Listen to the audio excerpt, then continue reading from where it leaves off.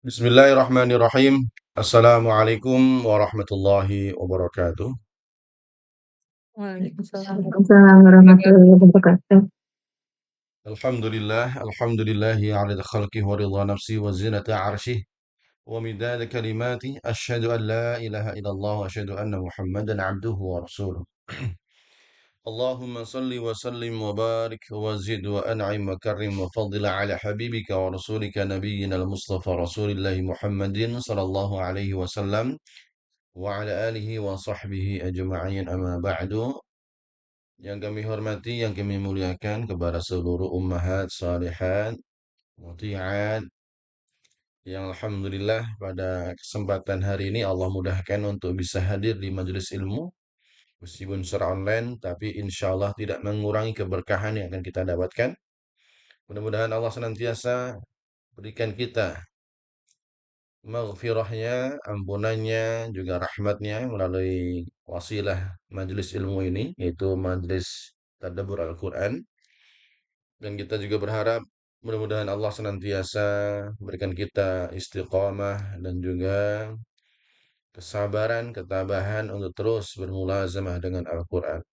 Alhamdulillah hari ini kita bisa hadir dalam kondisi sehat walafiat.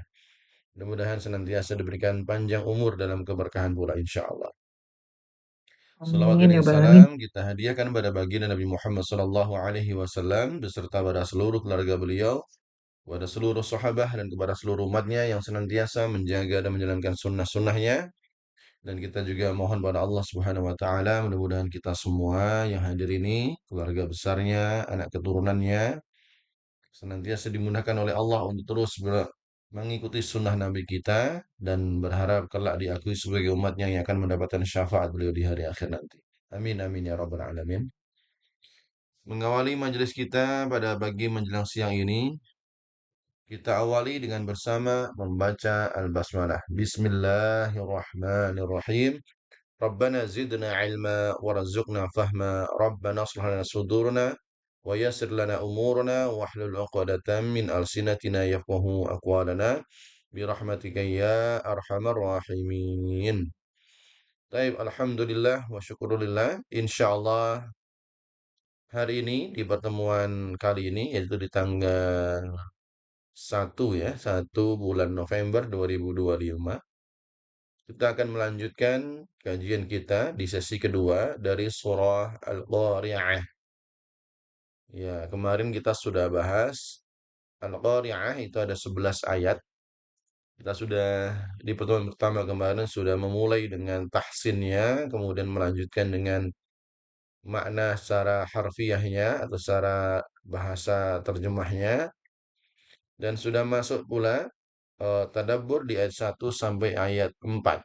Qadarullah kemarin belum tuntas, jadi kita masuk sesi kedua. Insya Allah ini nanti kita akan lamhatun nazar, yaitu sekilas untuk mereview sedikit dari ayat 1 sampai 4. Kemudian kita lanjutkan untuk tadabburnya di ayat 5 sampai ayat yang ke-11.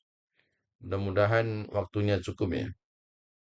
Ini 11 ayat ini Ana sudah ringkas-ringkas sebenarnya, tapi tetap aja ini slide-nya ini sampai lebih dari 70 slide, Masya Allah. Ya mudah-mudahan nggak apa-apa ya, nanti santai 70. saja, nggak harus buru-buru, yang penting paham maksimal. Ya, slow but sure kan gitu, daripada buru-buru ngapain kan gitu. Tapi ya mudah-mudahan meskipun demikian kita berharap kita tidak hanya bisa hadir dan menyimak semata, tapi betul-betul mendapatkan manfaat, mendapatkan keberkahan dari pelajaran kita hari ini ataupun yang lalu.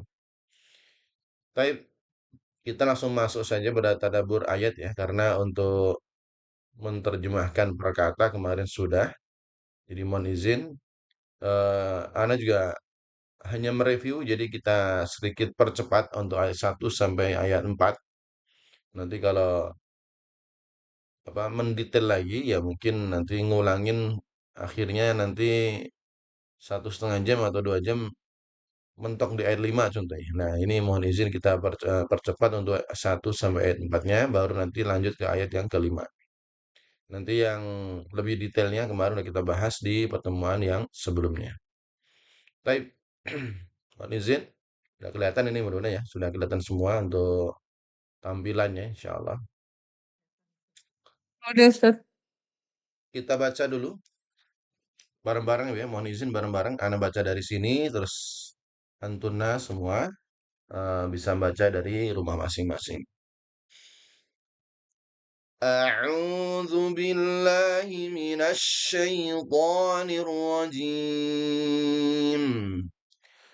بسم الله الرحمن الرحيم القارعة ما القارعة وما أدراك ما القارعة يوم يكون الناس كالفراش المبثوث وتكون الجبال كالعهن المنفوش فأما من ثقلت موازينه فهو في عيشة راضية وأما من خفت موازينه فأمه حاوية وما أدراك ما هي نار حامية. Alhamdulillah, mudah-mudahan apa yang kita baca, apa yang kita perdengarkan bersama mendapatkan keberkahan dari Allah Subhanahu wa taala. Ya, pekerjaan paling mudah itu ya ini ya. Wa idza quri'al Qur'an fastami'u lahu wa ansitu la'allakum turhamun. Kalau ada dibacakan Al-Quran, pilihannya dua. Bareng ikut ngaji atau dengan pilihan yang kedua kalau nggak sempet yaitu dengan fastami'u lahu mendengarkan dan ansitu berdiam diri hanya dengar dan diam Al-Quran, dengarkan Al-Quran, Masya Allah, itu Allah sudah menjanjikan, menjaminkan turunnya rahmat dari Allah Subhanahu wa taala. Mudah-mudahan apa yang kita baca tadi dan apa yang kita mendengarkan memberikan kita manfaat berupa rahmat yang turun untuk diri kita ataupun di majelis ini pada umumnya. Baik, Amin. kita Amin. sedikit mereview, baca cepat ya, baca cepat untuk ayat pertama sampai ayat keempat.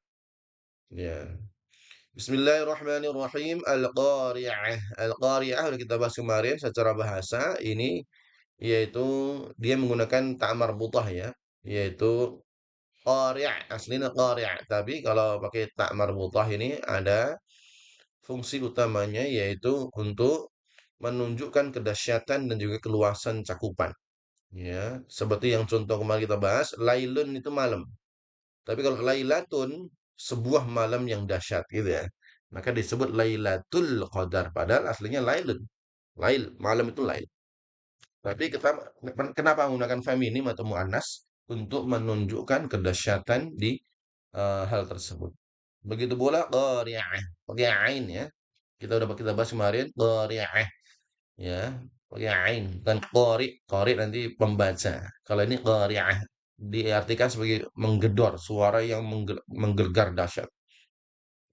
Kemudian penggunaan al ini ya, ini apa? Untuk ta'zim wa tahwil, itu untuk mengagungkan dan untuk menakut-nakuti. Maka kita sebut kemarin namanya sang penggedor, suara yang menggedor-gedor, yang dahsyat. Baik, kemudian secara historis, kalau orang Arab mendengar kalimat qari'ah ini mereka sudah tahu apa konotasi atau diksi atau konteks ketika mendengar qari'ah itu sendiri, itu adanya musibah yang besar atau malapetaka yang menimpa secara tiba-tiba. Maka Allah menggunakan istilah yang mereka fahami, qari'ah. Bahasa kita kemarin kita contohkan apa? Kebakaran. Nah, orang dengar tiba-tiba dengar kebakaran, gitu ya. Maka orang nggak perlu nanya-nanya dulu, kebakaran atau apa gunung meletus. Nah, langsung dimulai sesuatu yang dahsyat atau contoh-contoh lain maling lah gitu. Maka orang nggak perlu menjelaskan Ya, nggak perlu menjelaskan satu kata tetapi bisa dipahami semua. Itu poin yang kita bahas kemarin. Nah, nah di sini Allah mulai ayat ini tadi ya sebagai lonceng alarm, verbal shock treatment, ya. Nggak perlu diterangkan. Ada contohnya kita pengen menyebut maling gitu ya. Ada seseorang sosok yang tidak terlihat mukanya. Malam-malam masuk ke rumah kelamaan, gitu kan. Langsung maling, maling, maling. Nah, orang langsung tahu, oh berarti ada orang yang masuk rumah tanpa izin dan mengambil sesuatu. Ini sama, Allah mulai dengan kalimat sesuatu yang menggelegar yang difahami oleh orang Arab sebagai alarm atau lonceng atau suara yang menggedor. Baik, kemudian kita lanjutkan aja. Kalimat ini ya, ini dirancang untuk merebut perhatian. Kenapa tiba-tiba langsung Al-Qariyah? Untuk merebut perhatian. Tadi langsung maling, langsung kebakaran. Nah, orang langsung fokus. Ya, taib. Nah, Ibnu Katsir menyebutkan Qariyah adalah salah satu dari nama-nama hari kiamat. Sudah kita bahas kemarin perbedaan antara kiamat dengan kehancuran ya. Kiamat dalam bahasa Indonesia diartikan kehancuran alam semesta, gitu ya. Kemudian kalau dalam Al-Quran sendiri kiamat diartikan sebagai bahasa Inggrisnya apa? Resurrection Day gitu ya, Resurrection Day, hari kebangkitan. Ya, maka kita kenal namanya kiamat itu ya aqimu as-shalah, qiyam atau iqomat. Iqomat itu sama dengan kiamat, artinya berdiri, tegak. Tapi dalam bahasa Indonesia kiamat diartikan sebagai apa? Kehancuran dunia. Maka diksinya dalam Al-Quran ada nama lain dari hari kehancuran dunia. Dalam Al-Quran tidak menggunakan kiamat untuk mendeskripsikan kehancuran dunia, tapi dengan sifatnya. Apa itu? Al-Qari'ah. Apa? Suara yang menggelegar, suara yang menggedor, alarm, nah, gitu kan. Atau yang lain, haqqah, dhamah, sakhah, ghasyiyah. Ini nama-nama sifat yang nama-nama sifat kejadian hari kehancuran dunia atau bahasa Indonesianya kiamat itu. Baik. Pelajarannya ayat pertama adalah Allah ingin menegaskan akan adanya hari yang dahsyat yaitu namanya hari kiamat atau hari kehancuran dunia. Nah, surat ini tidak membuka ruang untuk berdebat langsung, jadi nggak perlu. Maling, maling, maling, nggak perlu debat. Bagaimana bentuknya? Nah, yang penting ketika kita dengar maling ya kita langsung lari kan gitu, lari menangkapnya gitu, nggak perlu nanya-nanya dulu bagaimana kondisinya dan lainnya kan gitu. Nah, ini langsung to the point. Ini mengajarkan bahwa hari kiamat bukanlah sebuah transisi yang damai, melainkan sebuah peristiwa yang besar ya, kosmik ya. Kehancuran alam semesta ya, yang penuh dengan benturan, kekerasan, dan lainnya. Itu yang kita visualkan dari kehancuran dunia. Tapi ini sudah kita ambil, kita lewatin saja. Minimal kita dapat poinnya karena hanya mereview dari yang sebelumnya ya. Nah, kemudian kalimat ini diulang sampai 3 kali ya, 3 ayat ya. Al-Qari'ah, mal-Qari'ah, wa ma adraka mal-Qari'ah. Ya, ini diulang sampai 3 kali. Ngapain sampai diulang-ulang 3 kali kan gitu. Kita buka dulu. Ketika Allah menyebutkan mal-Qari'ah, ma ini ada istifham, kata tanya. Apa kalau diterjemahkan ya, apa itu Al-Qari'ah? Tapi maknanya bukan apa itu Qari'ah. Kalau hanya sampai di poin di sini secara netral, maka seakan-akan Allah bertanya, seakan-akan Allah nggak tahu. Maka di sini tuliskan melainkan, tahukah kamu? Ya, Allah memberikan penjelasan kepada Nabi Muhammad atau memberikan penjelasan kepada kita yang saat ini membaca. Allah ingin mendeskripsikan kedahsyatan yang tidak terlintas dalam diri kita. Mal qari'ah, maka kita tadabburi dengan tahukah kamu betapa tak terbayangkannya kedahsyatan al-qari'ah itu. Gitu ya. Makanya kalau kita hanya sekedar baca terjemah ya nggak menyentuh sekali. Iya, al-qari'ah, suara yang menggelegar, yang menggedor-gedor. Kan gitu kan. Orang belum fokus. Allah tanya lagi, mal qari'ah. Hei, tahu nggak kamu betapa dahsyatnya sesuatu yang tidak bisa dibayangkan tentang kejadian yang namanya qari'ah. Nah, mulai mulai orang langsung langsung mulai memvisualkan, mulai semua hal itu, semua yang dia kerjakan ditinggalkan. Kenapa? Mulai munculnya pertanyaan ini, gitu ya. Maka di sini pengulangan ini dalam bahasa balaghah atau bahasa gramatikal Arab, ini disebut namanya idnab bitikrar. Idnab bitikrar, artinya memperpanjang dengan pengulangan untuk membangun penekanan supaya orang itu fokus, betul-betul ninggalin semua hal untuk fokus dengan pertanyaan ini. Ya, meskipun ini dia secara konteksnya adalah pertanyaan, tapi kita maknai tadabbur ini adalah untuk memberikan penjelasan yang lebih detail. Nah, kita baca aja. Oh, Afwan, mencet. Baik. Nah, Imam Fakhrul Razi, ya, kita langsung ya, menjelaskan pengulangan ini adalah untuk mengagungkan dan menekankan. Seolah-olah Allah berfirman, sesuatu yang menggedor Al-Qari'ah, gitu kan? Sesuatu yang menggedor. Mal Qari'ah, betapa dahsyatnya sesuatu yang menggedor itu. Nah, berarti kan mulai Allah langsung memberikan dua statement, sesuatu yang musibah besar, kan? Betapa dahsyatnya musibah besar tersebut yang disebut Qari'ah atau penggedor tadi kan gitu. Tapi ini satu dua ayat. Kemudian ini kemarin udah kita bahas secara linguistik.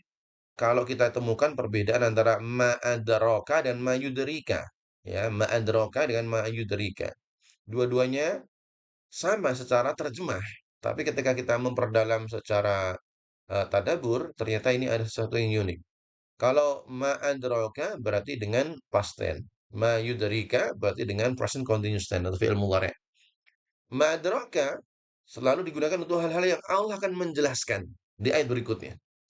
Nah, Allah menggunakan ma'adraka berarti akan dijelaskan di ayat 4, 5 dan selanjutnya. Gitu ya. Tapi kalau ma'yudrika, Allah ya, Allah nggak akan menjawab di situ. Ya, tidak akan memberikan memberitahu jawaban dari ayat selanjutnya. Perbedaan dari penggunaan bahasanya di situ. Baik. Nah, kemudian kita ambil secara umum ayat ketiga ini, wa ma adraka mal qari'ah. Seakan-akan frasenya ini, kalau yang mal qari'ah tadi apa? Tahukah kamu betapa dahsyatnya sesuatu yang tidak terbayangkan yang namanya qari'ah? Kemudian wa ma adraka mal qari'ah. Seakan-akan mengatakan, Muhammad, tidak mungkin tahu dari apa, Muhammad, ya, engkau tidak mungkin tahu dari dirimu sendiri tentang hakikatnya qari'ah tadi. Kemudian Allah mengatakan, tapi akan aku beritahukan sekarang apa itu Al-Qari'ah itu. Seakan-akan demikian. Ya. Baik, mohon maaf ini mudah-mudahan nggak terlalu cepat ya, karena hanya mereview saja. Takutnya nanti kalau detail panjang lagi ya. Nah, tiga kali tadi Al-Qari'ah, Mal-Qari'ah, wa ma adraka Mal-Qari'ah. Tiga ayat berturut-turut fokus pada satu kata. Mengulanginya sampai tiga kali dengan intensitas yang terus semakin meningkat. Ya, ini menegaskan bahwa pengetahuan tentang alam gaib, ini kan Korea ini kan belum terjadi, berarti belum terjadi sesuatu yang gaib. Maka di sini ini adalah hak murni, hak prerogatif Allah, yang mana tidak bisa diketahui dengan ilmu-ilmu yang kita pelajari, sains, filsafat, logika dan lainnya. Yang mana ini akan menenangkan hati kita penuh dengan keyakinan kalau kita meyakini akan adanya wahyu, itu Al-Quran seperti ini. Baik, kita lanjutkan. Nah, Imam Said Qutb dalam Fidzalil Quran beliau mengatakan, kenapa harus diulang Al-Qari'ah? Mal Qari'ah? Wa ma adraka mal Qari'ah? Nah, ini ada irama. Irama bacaan ini adalah gedoran pertama Al-Qari'ah. Contohnya ya, contoh kayak kita, mana orang belum itu hanya sekedar menggedor telinga saja. Mal Qari'ah? Hari kiamat itu. Tahukah kamu dahsyatnya Al-Qari'ah? Baru menggedorkan hatinya. Diulangi yang ketiga, wama adraka mal qaryah. Hei, engkau yang membaca ayat ini, hei kamu yang mendengarkan ayat ini. Saya kasih tahu ya, engkau tidak akan lebih tahu atas dirimu tentang dahsyatnya qaryah. Tapi kalau kamu masih belum paham juga, akan aku kasih tahu apa itu dahsyatnya hari kehancuran dunia. Nah, baru kala itu langsung berimajinasi. Jadi ada step-stepnya ini ya, ada efek psikologisnya. Kenapa diulang sampai tiga kali? Dan ini berlaku untuk semua ayat yang diulang-ulang ya. Jadi bukan hanya sekedar keindahan secara linguistik, tapi memang ada irama yang memang ada tujuannya. Untuk telinga, kok belum dengar juga. Untuk hati, baru untuk berimajinasi. Gitu ya. Nah, kalau seandainya Anda tanya ke Ibu, eh, mungkin kita apa ya kalimat yang tsunami gitu ya, tsunami. Ya. Atau mungkin yang lebih dahsyat apa yang terjadi di Indonesia ya, eh meledaknya Krakatau. Kita nggak ngelihat kan itu. Berarti hal ini udah masa lampau gitu kan. Tapi ini Allah akan menyebutkan sesuatu lebih dahsyat daripada meletusnya Krakatau atau Tambora gitu kan. Eh, kemudian kita hanya mendengar saja, belum mungkin masih tinggal main, fokus yang lain kan itu. Kemudian Allah mengulangi, tahukah kamu dahsyatnya kehancuran yang efek dari Tambora itu. Nah, orang mulai hatinya langsung set ya gitu kan ya. Langsung diulangi, wama adraka mal qaryah. Apa maknanya? Engkau yang mendengar ayat ini betul-betul tidak akan bisa ngebayangkan dan tidak akan lebih tahu dalam dirimu betapa dahsyatnya kejadian hari itu. Maka silakan dengarkan, perhatikan, simak, akan aku kasih tahu apa dahsyatnya efek dari meledaknya tambura. Nah, waktu itu sudah berimajinasi kan kita. Nah, inilah bagaimana Al-Quran memiliki efek secara psikologis. Dari mulai apa yang didengar, hati kemudian menggedor imajinasi. Ini menurut Said Qutb ya. Baik, kita lewati ya. Ini ayat ketiga. Kita lanjut ke ayat yang keempat. Nah, setelah Allah bertanya sampai 3 kali, dan pertanyaan tidak perlu dijawab karena Allah Maha Tahu, maka di sini ayat keempatnya baru Allah memberikan jawaban ya. Jawaban dari wa ma adra tadi. Ma adra menandakan apa? Di Al-Quran pasti Allah akan memberikan jawabannya di ayat berikutnya. Baik, ini sudah kita bahas juga kemarin tapi nggak apa-apa karena ini termasuk jawaban yang pertama ya. Nanti jawaban pertama di sini ayat kelima, jawaban ke selanjutnya ya. Nah, karena ini sudah masuk jawaban, kita sedikit agak pelan lagi. Nah, gitu ya. Nah, yauma. Nah, Allah memulai bahwasanya Qari'ah itu adalah sebuah hari. Yauma yakunun nasu kal farashil mabthus. Yaum berarti ini bukan sebuah benda, bukan sebuah makanan. Qari'ah adalah sebuah hari atau hari yang pasti akan terjadi kan itu. Hari ketiga, nah kan itu kan, yauma. Apa? Yakunun nasu. Nah, Allah langsung mulai menerangkan. Kalau Korea itu terjadi, maka itu adalah sebuah hari yang mana manusia, kita berhenti dulu kata manusia, an-nasu. Ini udah kita bahas di surat An-Nas ya, atau di surat yang lainnya, tapi nggak apa. Artinya manusia. Menggunakan al jinsiyah, menunjukkan jenis. Yang disebut adalah an-nasu, artinya seluruh jenis manusia, siapapun dia. Tanpa terkecuali. Raja, presiden, jenderal, orang miskin, semua sama. Kalau dia berjumpa dengan Qari'ah, maka semuanya akan menjadi manusia tersebut. Bagaimana? Kalfarashin mabthus. Jadi nggak milih-milih, sama lah ya. Sekarang contohnya. Kalau terjadi banjir kan. Kalau terjadi banjir, orang nggak ambil banjir, nggak milih-milih. Oh, ini rumahnya Pak Kiai, melipir gitu. Enggak. Ha? Wah, ini rumahnya Gunung nih. Ayo gunung nih orang soleh nggak usah ya, banjirnya belok gitu enggak. Karena banjir semuanya karena banjir kan gitu. Ya, maka di sini kalau terjadi qari'ah maka semua manusia tak terkecuali. Kal farash. Ini seperti K ya, seperti farash ini kita ambil contohnya sampai 3. Bisa laron, bisa kupu-kupu atau aneh-aneh. Intinya apa, serangga yang berterbangan ya, serangga yang berterbangan. Boleh laron, kupu-kupu atau misalnya. Ini adalah tasbih, perumpamaan yang luar biasa presis.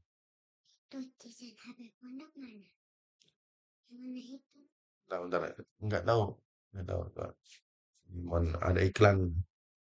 Tanya Umi, Umi. Ya, mohon maaf. Baik, kal faros berarti manusia. Kala itu siapapun dia seperti laron kubu-kubu aneh. Perumpamaan yang luar biasa. Kenapa? Laron-laron itu mabthus. Laron itu berterbangan, bersebaran. Nih, dari kata batha. Batha yang berarti menyebarkan sesuatu tanpa aturan. Ini kayak kita menyebar benih itu. Bur gitu kan. Nyebar benih kan ya lempar aja. Ya. Nah, Allah menggambarkan manusia kita saat ini kan lagi duduk ini. Ada yang mungkin kali itu lagi kerja, mungkin lagi tidur, mungkin lagi olahraga. Kalau Korea datang, orang tuh bukan karena punya sayap, tapi karena dahsyatnya hari itu sampai ngebayangin ya, Allah langsung menggambarkan sesuatu yang ngeri sekali. Manusia bisa berterbangan seperti laron. Ya Allah. Ya, kalau semalam atau kemarin hujan kok ada laron, ngebayangin ya, itu laron bisa terbangan gitu. Bisa mental-mental. Nah, itu besok akan terjadi manusia kayak gitu. Ya. Bukan karena punya sayap, tapi karena dahsyatnya hari itu. Mungkin jadi lagi duduk tiba-tiba dari bawah ada semburan dahsyat buar. Ya, kita nggak tahu kalau itu. Iya, mungkin yang gambaran film-film Hollywood itu kan ada meteor jatuh langsung orang berterbangan kan bisa jadi. Itu hanya imajinasi manusia dan kita yakin pasti lebih dahsyat daripada itu. Perempuan pertama apa? Manusia, semua manusia yang sekarang sombong, yang sekarang dia ngejar-ngejar jabatan, yang sekarang dia senggol kanan senggol kiri, dia akan terbang juga besok. Kalau bertemu Korea, nggak ada yang dibanggakan. Lanjut. Kenapa Allah memberikan perumpamaan seperti faras? Nggak seperti gajah itu ya. Kenapa yang diumpamakan kok seperti faras? Nah ini kata yang bagus. Allah kalau sudah menyebutkan sesuatu, pasti ada hikmah di balik itu. Nah, kita identify sekarang. Secara bahasa, secara tafsir, kenapa ada harus faras yang muncul? Kenapa nggak yang lain? Nah, kita ambil beberapa tafsirannya. Pertama, manusia kala itu lemah. Lemah karena orang itu kupu-kupu yang dia merasa sekarang sombong dengan kekuasaan dia, besok kalau udah ketemu Korea, lemah dia. Seperti Farash. Kedua, bingung dia. Terbang sana, terbang sini. Laran itu kan dia bingung nyari sana, muter sana. Apalagi kalau matiin lampu. Bingung dia, udah gelap gulita. Dia bingung sana, nabrak sini. Ya. Meskipun dia punya GPS mungkin, punya map dan lain, nggak ngaruh kali itu. Yang terjadi adalah tanpa arah, kekacauan total dan saling bertabrakan sana sini. Ya, Masya Allah. Ini sambil kita memvisualkan bagaimana kondisi yang terjadi kala itu. Ketiga, bodoh. Mereka secara naluri akan terbang menuju sumber cahaya. Apa itu faros itu? Iya. Laron itu kan dia bodoh. Kalau seandainya gelap gulita, kemudian kita nyalakan api, bukan lampu ya, nyalakan api, apa yang terjadi? Dia, laron itu akan mendatangi sumber api, sumber cahaya. Akhirnya kebakar kan itu. Nah, manusia kala itu sama. Kalau terjadi Korea, terjadi hari kiamat, udah dia bingung, dia akan mendatangi, bahkan didatangkan ya. Kalau sudah ngomongin hari akhir itu, kita menjadi pasif. Sekarang ini kita aktif. Mau ngaji boleh, nggak ngaji boleh, kita bisa pilih-pilih ya. Kita mau makan haram boleh, maksudnya boleh bagi kita, maksudnya pilihan Anda gitu kan. Mau makan yang haram silahkan, mau yang halal silahkan, semua kita punya pilihan. Tapi kalau udah ngomongin hari kiamat, nggak bisa. Aku pengen ini nggak bisa, sudah. Makanya istilah dalam hari kiamat itu selalu pasif gitu kan. Dikumpulkan, dihisap, dihitung, apa di semuanya, ditimbang, dimasukkan, disiksa. Semuanya pakai di semua. Manusia menjadi bodoh kala itu. Yang sekarang dia punya kuasa, bodoh.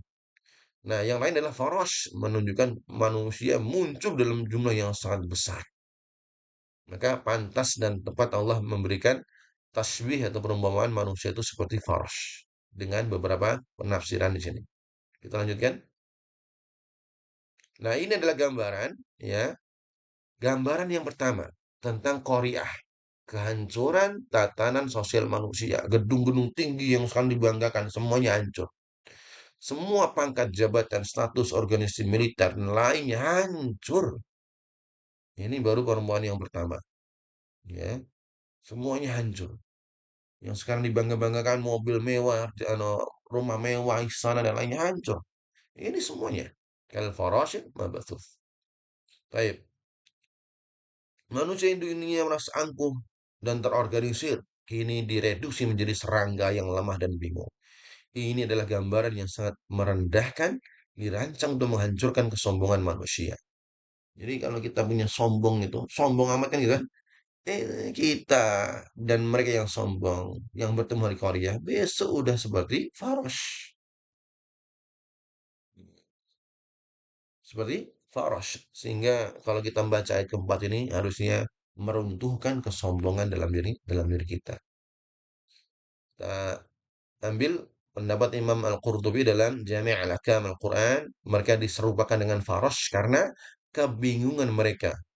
Ya, kelemahan mereka dan betapa banyaknya jumlah mereka yang bertebaran. Mereka berlarian ke sana kemari, tidak tahu harus kemana. Iya, iya. Bahkan yang mungkin sekarang sudah punya bunker anti kiamat hancur.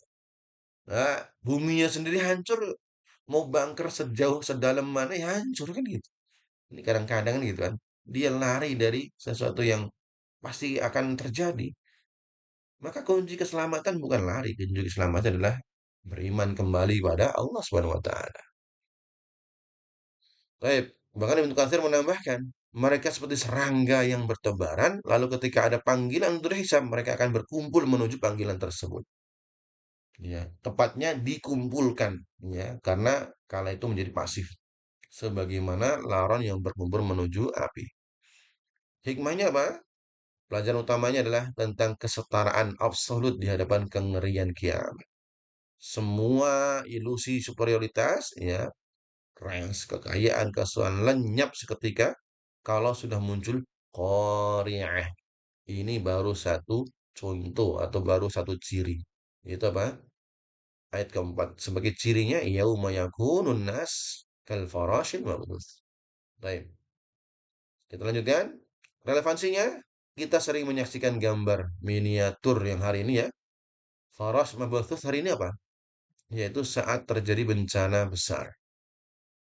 Terjadi gempa, tsunami, lihat ya, yang alhamdulillah mungkin saat ini kita selamat, tapi lihat di daerah-daerah lain, likuifaksi yang kemarin Palu, tsunami yang kemarin, gempa di mana-mana itu kan yang terjadi hancur kan, sekuat-kuatnya bangunan, tatanan semuanya hancur, panik di mana-mana. Itu baru miniatur Farosil Mabethus, belum real Koreahnya.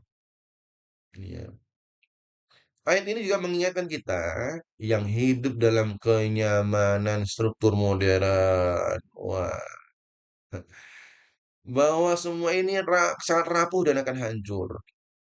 Ini kan relevan ya kondisi sekarang ya, yang kemarin merasa aman dengan kekuasaan. Iya, dengan ada pemerintahan, merasa aman ekonomi hancur seketika kalau sudah tangan Allah bergerak. Maka karena semuanya hancur, dia berpegang teguh dengan penguasa, hancur penguasa.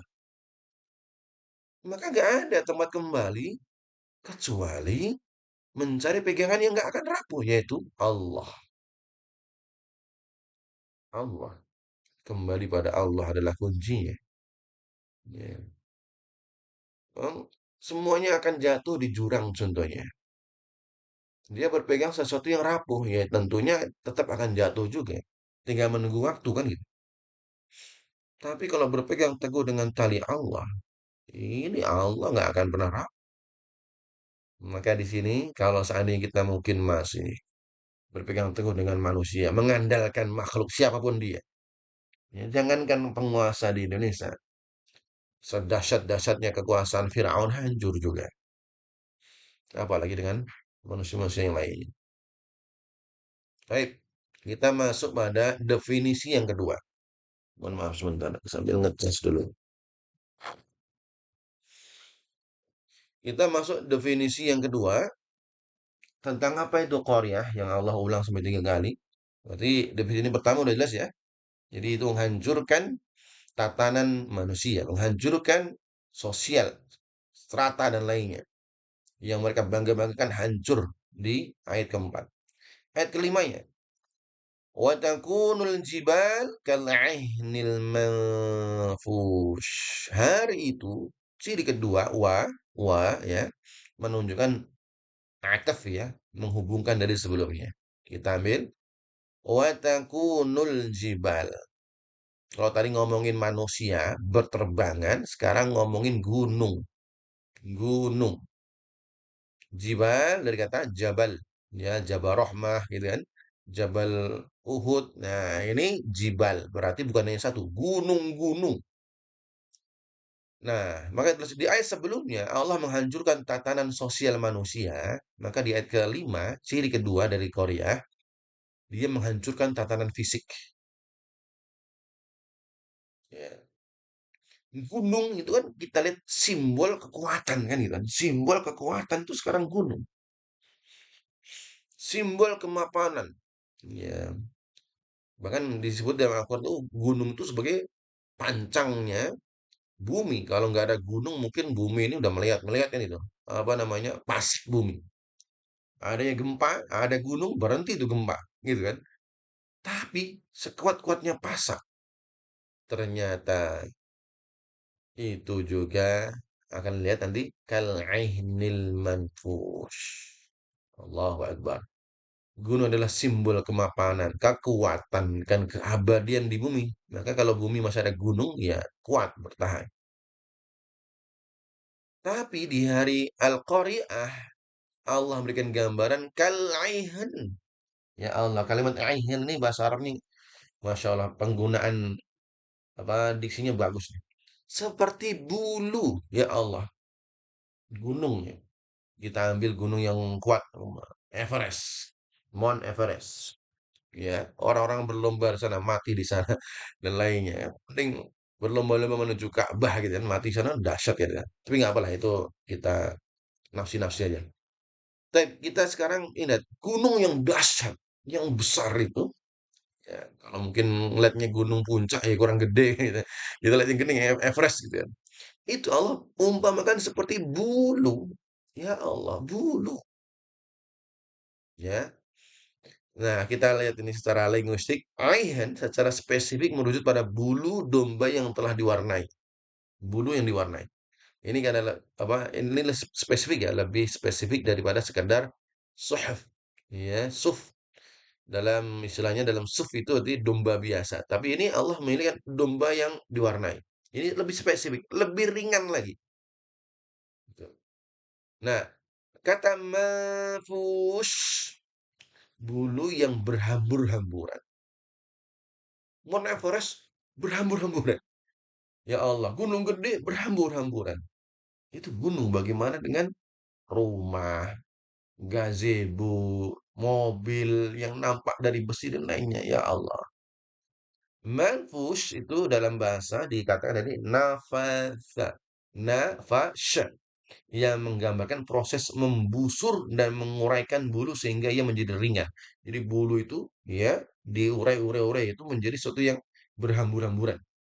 Ya, mungkin langsung dipraktekkan nanti kalau di rumah nyari bulu itu, bulu kemudian atau kapas diurai-urai, kemudian kasih kipas angin terbang gitu. Itu yang terjadi gunung yang kuat itu. Kapan? Ketika datangnya Korea. Insya Allah. Kita lanjutkan. Nah, ini adalah paradoks yang dahsyat.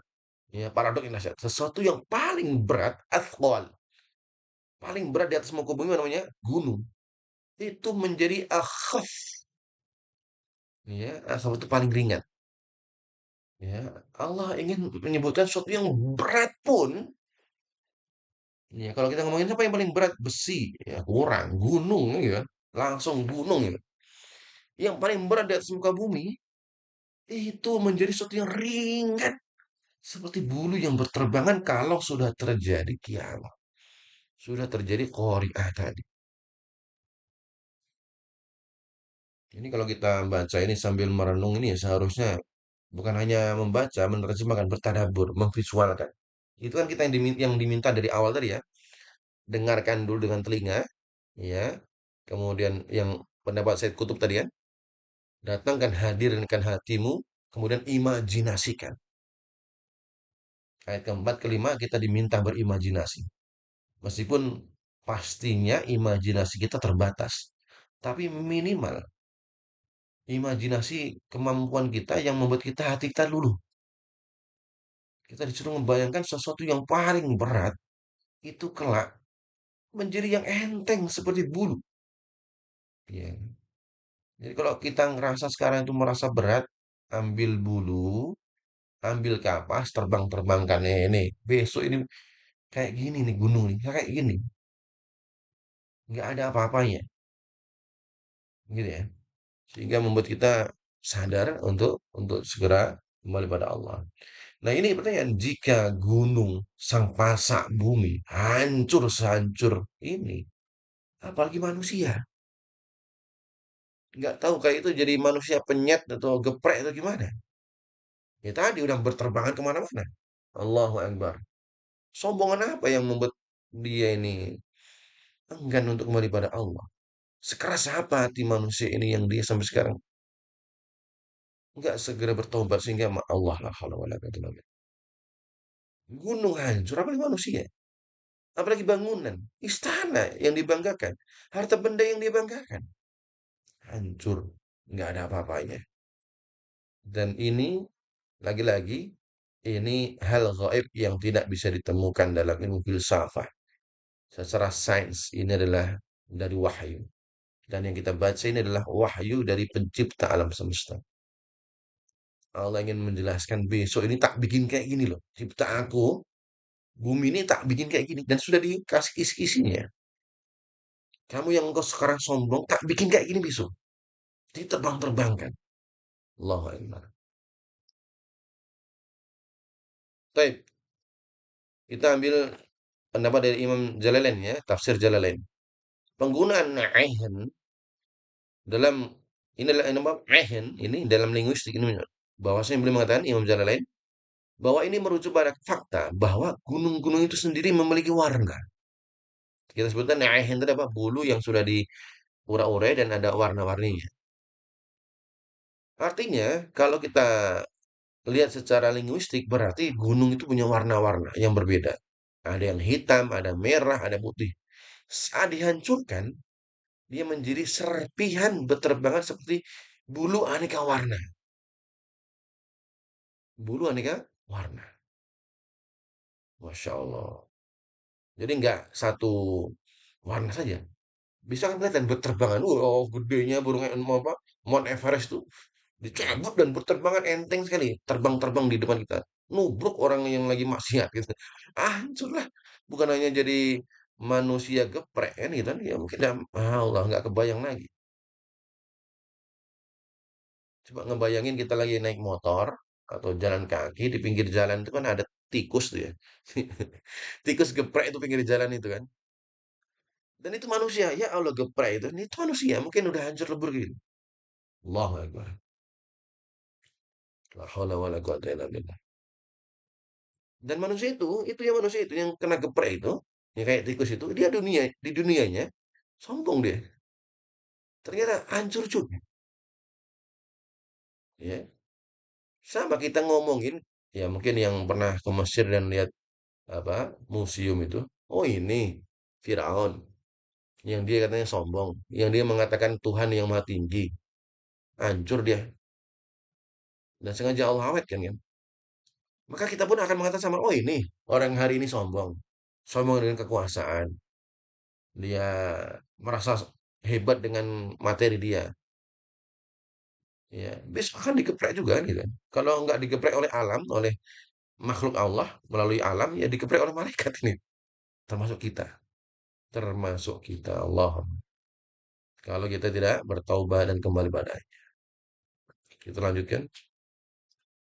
Imam Tabari menjelaskan, gunung-gunung akan menjadi seperti bulu yang dibusur, dihamburkan, berterbangan di udara, hancur lebur. Setelah sebelumnya adalah benda padat yang keras. Atau menjadi lembek, liquid atau gimana kita nggak tahu. Yang penting gunungnya itu yang kita keras itu akan berterbangan seperti bulu, bulu ya. Bulu itu kan dia nggak keras kan itu.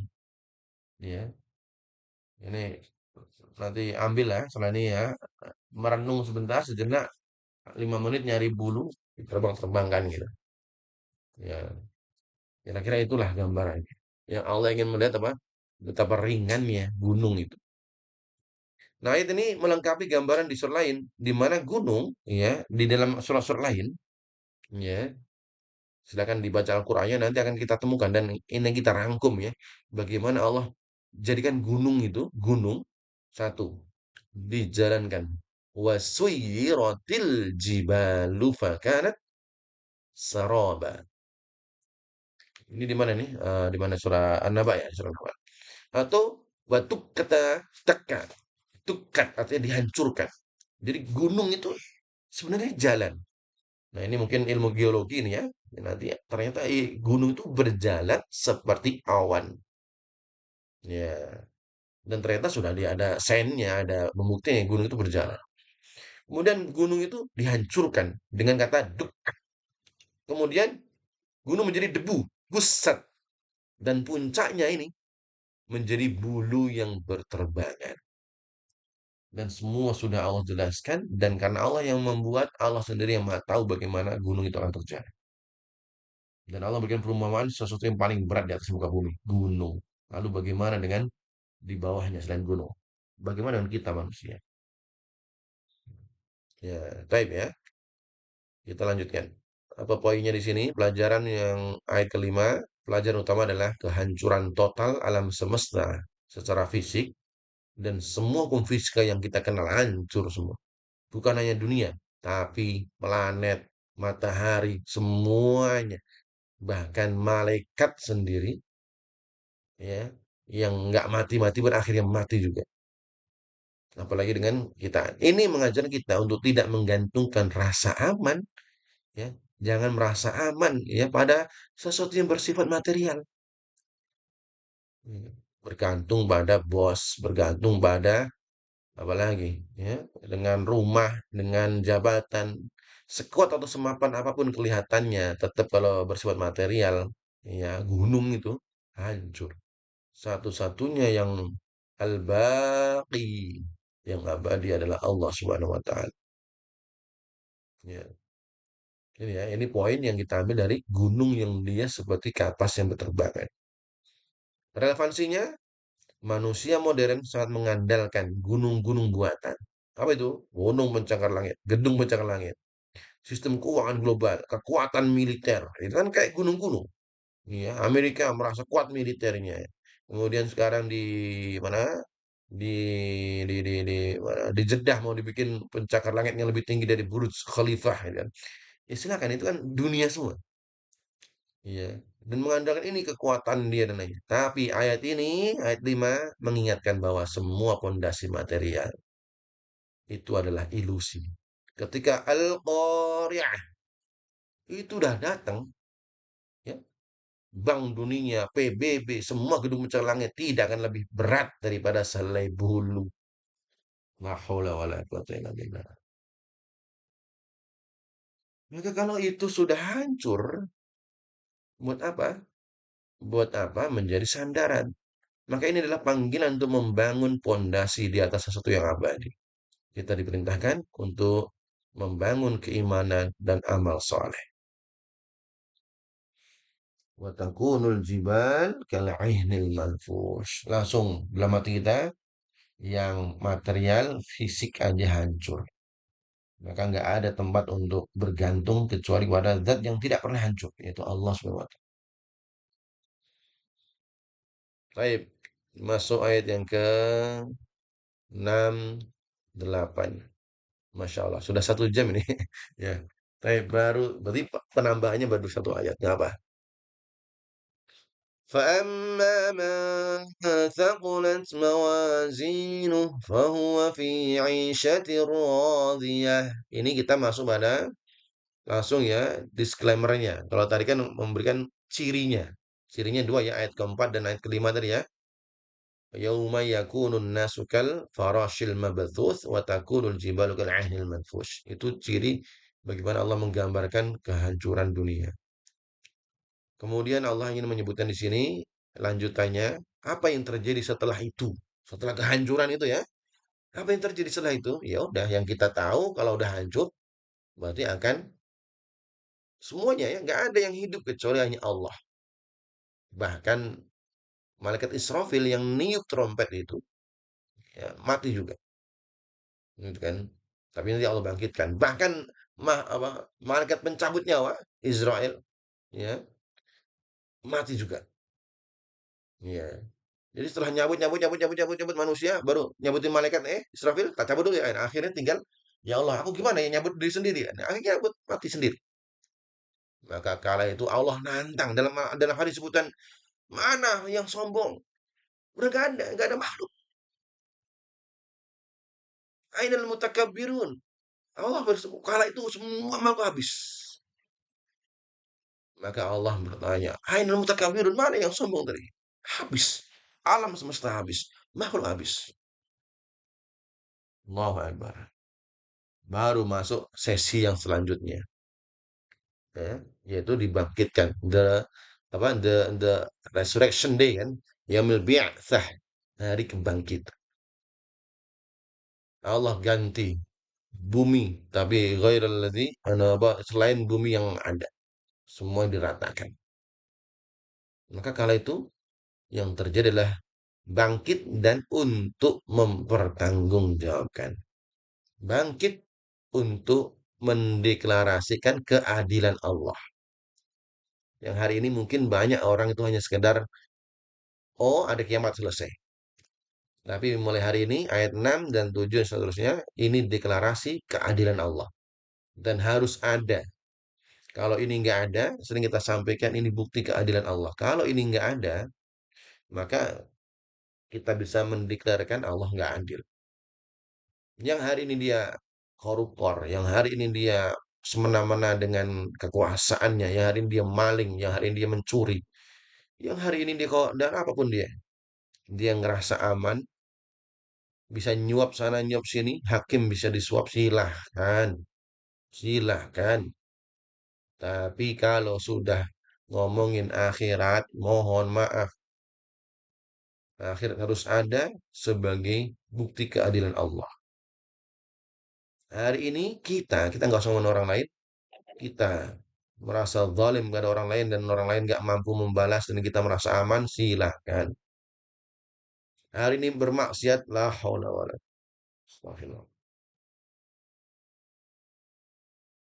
Ya, yang berbicara banyak maksiatnya. Mungkin lebih banyak daripada yang mendengar, banyak maksiatnya. Mungkin hari ini kita ngerasa aman, tapi kalau nggak tobat, ya besok tinggal nunggu hari hisabnya. La haula wala quwata illa billah. Dan itu bukti keadilan Allah ya, bukti keadilan Allah. Kita lanjutkan. فَأَمَّا مَنْ ثَقُلَتْ مَوَازِينُهُ. Nah, kita kemarin udah kita bahas secara linguistik ya, secara terjemahnya ya. Yaitu maka barang siapa, adapun gitu ya, siapapun dia orangnya, sakulat berat mawazinuh. Mawazin itu dikata mizan, timbangan. Ini langsung saja mengapa bentuknya jamak? Kok bukan mizan? Berarti kita punya banyak timbangan gitu kan? Dulu loh, timbangannya kan satu seharusnya. Tapi ternyata Allah menyebutkan timbangannya banyak. Karena menggunakan kata jamak. Seharusnya kalau per orang, fa'amma man thaqula mizanuhu. Thaqula mizanuhu. Tapi ternyata thaqulat mawazinuh. Nah, ini uniknya kalau kita pendekatan secara linguistik akan kita temukan. Kenapa harus menggunakan jamak? Gitu ya. Oh, mohon maaf. Baik, kita ambil pendapat ya tafsir pertama dan ini pendapat terkuat. Tafsir pertama pendapat terkuat yaitu ini adalah jamak ta'zim. Ya, jamak untuk mengagungkan. Ya kayak kami gitu kan. Inna itu udah sering kita ulang ya. Menunjukkan betapa agung dan seriusnya timbangan tersebut. Ini tafsir pertama. Maka barang siapa atau adapun siapapun orangnya yang eh, timbangannya itu wah, dahsyatnya cuman bukan timbangan yang kita temukan di pasar. Itu timbangan apa gitu kan. Ini timbangan yang lebih dahsyat lagi. Itu pertama. Kedua, merujuk pada banyaknya amalan yang timbang. Amalannya banyak, jadi seolah timbangannya banyak. Ya semuanya kan, semuanya akan ditimbang. Allahu Akbar. Baik, ketiga, tafsir ketiga merujuk pada orang-orangnya. Ya, jadi setiap orang punya timbangan masing-masing, timbangan masing-masing, sehingga banyak juga timbangannya gitu kan. Maka menggunakan jamak gitu. Nah, ini tiga tafsir dari mawazin. Kenapa? Kalau ditanya, kenapa banyak menggunakan jamak ya? Satu apa? Lita'zim untuk mengagungkan. Kedua, amalannya satu orang, amalannya banyak sehingga seakan-akan timbangannya banyak. Ketiga, karena masing-masing orang punya timbangan sehingga menggunakan jamak. Baik, ini secara linguistik aja. Kita ambil lanjutannya. Ambil sila satu dulu ya. Fa'amma man thaqulat. Ya Allah, ini sebentar, sebentar.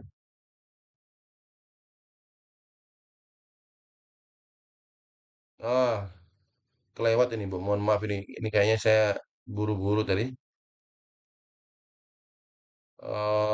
Belum tanggal. Nah, sebentar. Ini masih kemarin ya, pembahasan kemarin. Belum tak hapus. Baik, baik, kita fokus dari sini ya. Ayat ini, ya, yang satu ini tadi, ini kelewat dari belum terhapus.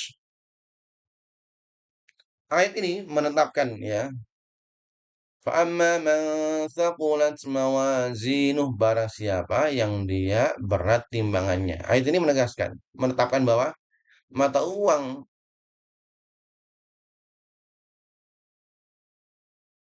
ini kayaknya kemarin ya. Tapi apa ini?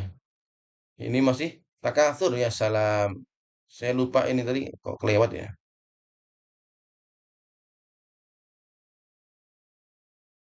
Tapi Masya Allah, karena buru-buru jadi kelewat. Ya udah kita dari sini. Fa'amma man thaqulat mawazinuh. Imam Bukhari meriwayatkan hadis tafsir terbaik untuk ayat ini yaitu apa? Dua kalimat ringan di lisan, berat timbangannya ya. Ya, kalimatani khafifatani 'ala lisan habibatan ila rahman gitu kan. Hadisnya yaitu subhanahu wa bihamdihi subhanallahil azim. Ini adalah kalimat yang berat. Nah, ini yang kita ambil pendapat Imam Bukhari, yaitu dari hadis Nabi Shallallahu Alaihi Wasallam bahwasanya ada sesuatu yang ringan tetapi berat timbangannya, yaitu sebagai contoh ini. Nah, Imam Qurtubi membahas apa yang ditimbang, para ulama berbeda pendapat. Ya, apa itu? Yaitu satu, ada yang berkata yang ditimbang itu adalah catatan amal. Ya, kalau tadi kan kenapa disebut menggunakan mawazin? Kalau sekarang yang ditimbang apa? Pertama, yang ditimbang adalah amal perbuatannya tentu, ya, semua bentuk amal perbuatan. Kemudian yang kedua, ada yang berkata amal itu sendiri, ya. Jadi catatan amalannya, jadi catatannya kan malaikat mencatat nih.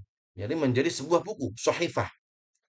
Nah, kemudian yang pendapat kedua yang ditimbang adalah apa? Yaitu amalnya itu sendiri, yang yang gambarannya akan diubah oleh Allah dalam wujud fisik yang memiliki berat. Ya kayak sekarang ini ngaji gitu kan. Kita kan ini ngaji sebuah amal, tapi besok akan diubah bentuknya menjadi sebuah fisik yang bisa ditimbang. Gambarnya seperti itu.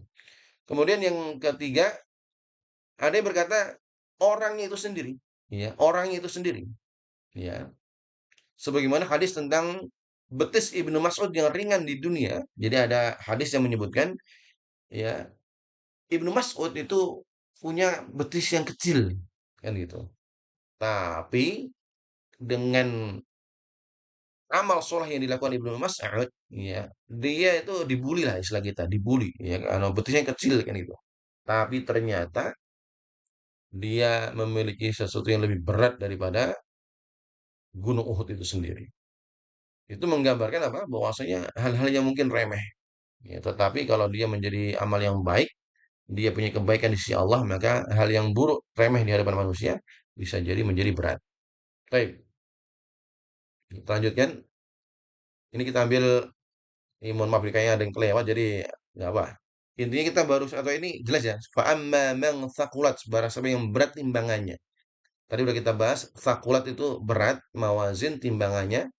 Apa yang ditimbang tadi udah kita bahas. Kenapa mawazin sudah kita sudah kita jelaskan. Kemudian apa pelajarannya? Keadilan Allah itu sesuatu yang absolut. Yang kita bahas tadi bahwasanya ini bukti keadilan Allah Subhanahu wa taala dengan adanya timbangan. Jadi kan seharusnya dihisap dulu ya, tapi ayat ini langsung menuju nggak menyebutkan kebangkitan, tapi langsung menyebutkan mizannya, sesuatu yang ditimbang. Nah, kenapa harus mizan? Karena bentuk lambang keadilannya gitu. Kalau kita ngelihat Mahkamah Agung gitu kan, itu kan biasanya lambangnya mizan, timbangan sebagai logo atau lambang keadilan. Dan Allah pun juga demikian. Allah ingin menghadirkan keadilan dan yang absolut dari keadilan adalah Allah menggunakan alat mizan. Maka selanjutnya, pelajaran utamanya fokus hidup kita ini harus bergeser dari membangun sebuah duniawi, ya, ya, yang mungkin saat ini hanya mengejar apa follower, ngejar banyaknya isi dari bank uang di bank, maka harus berimbang menjadi bangunan akhirat, bobot amalnya. Jangan sampai hanya mengejar dunia saja, ya ini contoh-contoh saja, tetapi tidak menghadirkan akhirat. Ya, Alhamdulillah hari ini kita ngaji seperti ini, menghabiskan waktu seperti ini, ya tentunya portfolionya bukan untuk dunia tentunya, tapi untuk akhirat. Kemudian kesuksesan sejati adalah al-thiqal al-mawazin.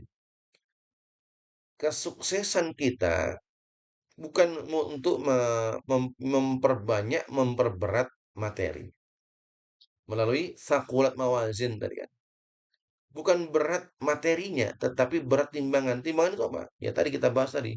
Catatan amalnya, ataupun amal itu sendiri yang diubah menjadi benda yang bisa ditimbang, ataupun manusianya. Nah, sekarang berarti kesuksesan sejati seseorang, yaitu ketika al-thiqal al-mawazin. Timbangannya berat. Bukan kathural al-amwal atau kathratul amwal. Jadi kalau hari ini banyak orang yang dia kaya raya, belum tentu sukses. Kalau tidak athiqal al-mawazin. Yang kekayaannya tidak memberatkan timbangan. Ya. Baik.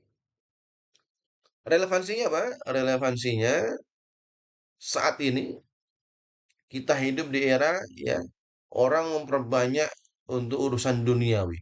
Jumlah like. Ini yang diperbanyak kan? Oh iya banyak-banyakan follower, banyak-banyakan subscriber, banyak-banyakan saldo bank. Nah, sesuatu untuk yang duniawi hanya sekedar angka-angka. Mereka memperbanyak itu, padahal seharusnya kalau melihat atau membaca thaqulat mawazin, yang seharusnya diperberat, diperbanyak, bukan itu. Maka ayat ini mengingatkan kita bahwa ada satu metrik yang sering kita lupakan, yaitu timbangan akhirat yang kita lupakan. Benar paham ya? Yang dikejar, yang diperberat, kalau anak pribadi ya mungkin yang dikejar bukan berat badannya gitu kan. Ya, yang dia mungkin influencer, ya silakan perbanyak likes follower, tapi bukan hanya berhenti di situ, tapi harus thaqulat mawazinu. Ayat ini memaksa kita mengevaluasi ulang aktivitas harian kita. Ya, mulai hari ini, apakah scroll Instagram berjam-jam ini menambah bobot mawazin atau malah menghabiskannya? Kita ngaji hari ini sedang memperberat timbangan akhirat kita atau menghabiskan waktu yang tidak ada guna. Tentu kita harap ya kita ngaji seperti ini sakulat mawazin. Bahkan ini bisa kita gunakan dalam keseharian kita. Ana mau capek-capek ngejar pekerjaan ini, apakah pekerjaan ini memperberat amal baikku atau tidak? Kalau tidak memperberat, tinggalkan. Sesimpel itu. Ya.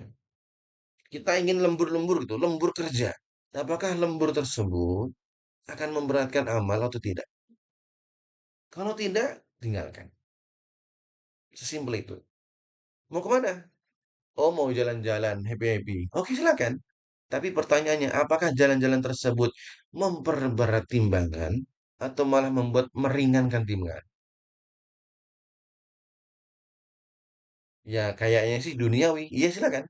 Tetapi bisa diubah nggak dengan sesuatu yang memberatkan akhirat? Kalau bisa, kerjakan. Sesimpel itu. Oh, Anda punya HP nih. HP ini gimana ya? Bisa memberatkan nggak ya? Atau memberatkan apa ini? Memberatkan amal baik atau memberatkan amal buruk? Berarti kita dituntut melalui tadabbur satu ayat ini menghadirkan banyak tafakur, memperbanyak tadabbur. Makanya selalu dalam Al-Quran itu selalu afala ta'qilun. Apakah nggak mikir? Apa tidak menggunakan akalnya? Afala tatafakkarun? Apakah tidak berpikir? Inna fi dzalika laayatin liulil albab. Semua ini adalah tanda-tanda untuk orang yang ulul albab, orang yang berpikir. Masya Allah. Maka semakin kita gunakan untuk berpikir, bertadabur, ya akan semakin aman kita. Tapi ini ayat-ayat yang keenam. Apa yang terjadi siapa yang berat timbangannya? Sakulat mawazin kenapa? Nah, di sini jawabannya di ayat fahuwa fi 'aisyatir radiyah. Fahuwa fi 'aisyatir radiyah. Ini kehidupan yang hakiki, bukan dunia. Fahuwa fi 'aisyatir radiyah. Kata Aisyah, Aisyah, kehidupan. Ini adalah kata yang indah, Aisyah, menyiratkan kualitas hidup yang nyaman dan menyenangkan. Aisyah. Ya, dalam bahasa Arab, Aisyah itu adalah kehidupan yang kalimatnya sesuatu yang taraf hidupnya kualitasnya nyaman dan menyenangkan. Radiyah ditambah dengan radiyah. Radiyah yang penuh keridhaan. Nah, inilah puncak balaghah dalam bahasa Arab. Fahuwa fi 'ishatin radiyatin. Kehidupan nyaman, kualitasnya menyenangkan dan penuh keridhaan. Puncaknya di sini penuh ridho Allah Subhanahu wa taala. Nah, secara tata bahasa radhiyah atau apa ini adalah radhiyah kayak qari'ah tadi ya. Radhiyah, qari'ah. Apa tadi? Kenapa kalau menggunakan muannas menunjukkan keagungan, kemuliaan. Namun maknanya bisa pasif atau aktif. Nah, ini memiliki tiga lapis nih. Pertama, kehidupan yang Allah ridhoi.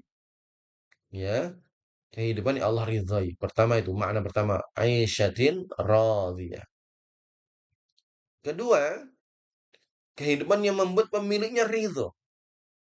Jadi dari sisi Allah berikan. Berarti kan kita nggak bisa ngapain kan gitu. Pasif. Artinya Allah akan memberikan dan kita diberikan kehidupan yang Allah ridhoi. Kedua, dari sisi kita.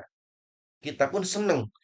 Kadang ada orang yang rumahnya mewah tapi dia belum belum ridho. Masih ngejar sana ngejar sini. Ada orang yang rumahnya biasa tapi dia ridho. Ini namanya makna yang kedua. Dari sisi orangnya. Kehidupannya membuat pemiliknya ridho. Merasa puas total. Atau yang ketiga, makna yang paling dalam, kehidupan itu sendiri adalah sebuah entitas yang ridho, senang. Ya, kehidupannya ini senang dengan diri kita. Saking sempurnanya kehidupan itu sendiri merasa puas. Allahu Akbar. Artinya lingkungan kita itu senang. Lingkungan yang kita vibes-nya ini membuat kita pun senang. Artinya ada tiga unsur. Allahnya ridho, diri kita ridho, sekeliling kita kehidupan pun ridho. Itulah puncak dari Aisyatir Radhiyah. Dan itu nggak akan terjadi di dunia. Nggak akan terjadi di dunia. Di dunia sulit. Kita kerja nih. Sulit untuk mendapatkan apresiasi pujian dari manusia. Kita bekerja udah mati-matian untuk mengharapkan ridho manusia. Ridho nas syai'un la yudrak. Mengharapkan ridho manusia sesuatu yang mustahil. Paling, wah Anda hebat. Hebat itu paling ada sesuatu maknanya. Kalau ada orang yang memuji, ada makna terselubung itu. Iya, muji karena ya memang sekedar muji nggak ada. Tapi kalau Allah yang menguji, Ya, Allah ridho, ya itu udah luar biasa. Baik, ini makna Aisyatir radhiyah. Lanjutannya, fahuwa fi Aisyatir radhiyah, balas atas bobot amal yang tadi fakul mawazinu, ya, amal ya, balas atas bobot amal yang berat adalah kehidupan dalam tanda kutip ringan, damai, penuh kepuasan, ya. Balasan atas fakulat mawazinu. Timbangan yang berat ini, yang amal soleh tadi, Allah akan hadirkan kehidupan yang tanda kutip ringan, damai, hidupnya ringan gitu, nggak ada beban. Jadi sesuatu yang berat Allah ganti dengan sesuatu yang ringan, kehidupan yang penuh kepuasan. Nah ini adalah kontras ya, kontras total dari kehidupan di dunia. Di dunia,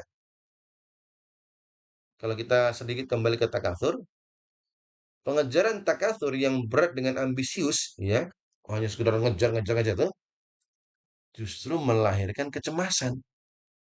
Kalau kita mengejar duniawi, ujungnya adalah kecemasan, ujungnya ketidakpuasan. Gitu ya. Tapi kalau kita mengejar akhirat, yang kita kejar sholat, amal soleh, ibadah-ibadah, ujungnya adalah ringan, damai, enjoy, puas. Ini kan kontras.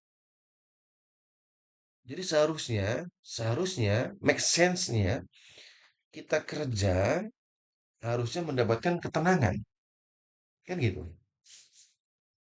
Tapi realitanya kalau itu duniawi yang kita kejar, justru melahirkan kecemasan. Rumahnya gede, biasanya menghadirkan kecemasan.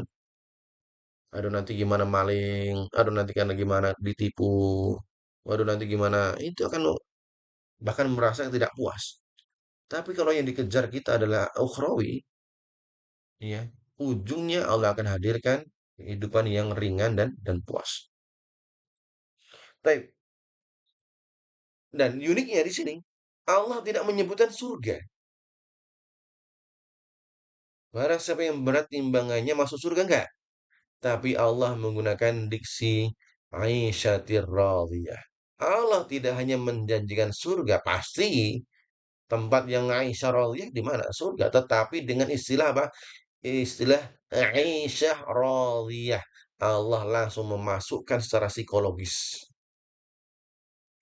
Sekarang kan mengatakan apa? Hei kamu yang saat ini lelah-lelah mengejar timbangan berat akhirat, timbangan amal berat. Nanti Allah janjikan secara psikologis kehidupan yang memuaskan. Masya Allah. Jadi ada janji. Nggak seperti kita kan itu. Kerja, kerja, kerja, kerja, kerja. Belum tentu ada jaminan. Kadang kalanya digaji, kadang kalanya gaji molor dan belum tentu pas. Sebanyak apapun gaji kita belum tentu memuaskan diri kita. Tapi kalau Allah mengatakan isyaratiyah, udah pasti puas. Udah nggak ada yang lebih puas daripada jaminan dari Allah. Pokoknya. Ya, kita kan kerja dapat gaji kan. Anda yakin kalau ditanya satu-satu pasti nggak puas, masih kurang. Secara psikologi manusia itu, pengennya nambah-nambah naik naik pangkat, naik jabatan, naik itu lihat contohnya tuh DPR itu kan. Nggak apa-apa lah contoh real gitu kan. Masih kurang saja, masih kurang, masih kurang, masih kurang. Karena bentuknya duniawi. Ya. Tapi kalau Allah menjanjikan akhirat, Allah nggak menyebutkan berapa nominalnya, tapi cukup Aisyah radhiyah. Tadi apa Aisyah radhiyah? Allahnya ridho, kitanya puas, sekitarnya puas. Apa yang puncak apa lagi yang dari keridhaan itu? Masya Allah. Nah, kita ambil Said Kutub. Deskripsi radhiyah yang ridho memberikan nuansa kehidupan yang tenang, damai, aman, dan memuaskan. Sebuah kebalikan total dari kecemasan tadi ya, takatsur ya. Yang di dunia sudah capek-capek, tapi yang dikejar belum tentu puas. Masya Allah. Baik, kita ambil hikmahnya. Pelajaran utamanya, tujuan akhir dari seorang mukmin bukan kekayaan. Seorang mukmin yang beriman itu, dia tujuan akhirnya bukan supaya kaya. Bukan pula mendapatkan kekuasaan, itu bukan tujuan akhir. Melainkan apakah Allah ridha atau tidak. Ya. Kalau Anda ngerjakan ini sampai lembur-lembur, sampai capek-capek ngelakukan pekerjaan ini, ada ridho nggak di balik pekerjaan ini? Kalau nggak ridho, ya ngapain capek-capek kan ini? Maling itu, kan dia capek. Udah celingak-celinguk, malam-malam tutup muka, takut digebukin orang. Udah capek-capek lembur, capek-capek manjat dinding. Tapi kan ujungnya ridho nggak? Sama kita, kita kan nggak seperti maling kan itu. Cuman ayo kita hadirkan di tempat kerja kita, yang kita capek di situ. Apakah di tempat kerja kita itu menghadirkan mencapai keridhaan atau tidak? Baik, surga adalah tempat di mana tidak ada lagi kecemasan, tidak ada ketakutan, ketidakpuasan. Semua yang masuk pasti puas. Maka ayat ini mengikat erat antara amal di dunia dan ridho di akhirat. Ada keterikatannya. Amal di dunia yang menghadirkan keridhaan di akhirat. Maka apakah amal kita di dunia akan menghadirkan ridha di akhirat atau tidak? Jawabannya nafsi-nafsi. Ini ngomongin anak sendiri ya. Kadang amal kita ini, amal anak pribadi ya, kadang nggak sampai kadang lupa memikirkan apakah ada efeknya pada akhirat atau tidak. Ya mudah-mudahan kita selalu ingat setiap kali beramal, ini ada nilai akhirat ya. Ini. Kalau nggak buang ya. Gitu. Meskipun nampak dunia kan itu. Apalagi malah nilainya neraka naudzubillah. Relevansinya masyarakat modern adalah masyarakat yang paling makmur secara materi. Iya, namun juga paling menderita secara psikologis, ya kan? Stres, depresi dan lainnya. Nah, ini karena kita mencari Aisyah radhiyah hidup puas melalui jalur yang salah, takastur tadi. Ya. Jalan Aisyah radhiyahnya salah. Maka ayat ini formulanya nih, formula. Sakulat mawazin, perberatlah timbangan amalmu, maka nanti akan aisyah radhiyah, hidupmu akan penuh ridho. Jangan diubah takasur, ngejar-ngejar materi, tapi akhirnya nggak dapat juga ketenangan. Gitu ya. Maka di sini harus membuat formula lagi, memperbaiki formula lagi supaya timbangan amalnya tidak salah. Taib, ini kelompok yang pertama. Fa'amma man thaqulat mawazinuh fahuwa fi 'ishatir radiyah. Masih ada waktu ya? Mungkin kita lanjutkan. Masya Allah, mudah-mudahan masih ada tuntas. Wa amma man khaffat mawazinuh. Khaffat, kalau tadi thaqulat itu berat, sekarang khaffat.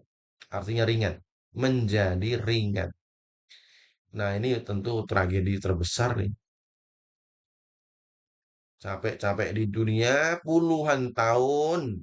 Ya, 60 tahun, 70 tahun lama di dunia, bekerja lama, kok tiba-tiba timbangannya ringan, ya Allah. Perasaan di dunianya orang sukses. Perasaan di dunianya hartanya banyak.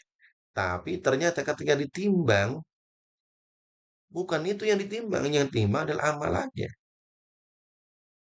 Ayat ini menghubungkan kembali ke ayat yang Ainil Manfush tadi.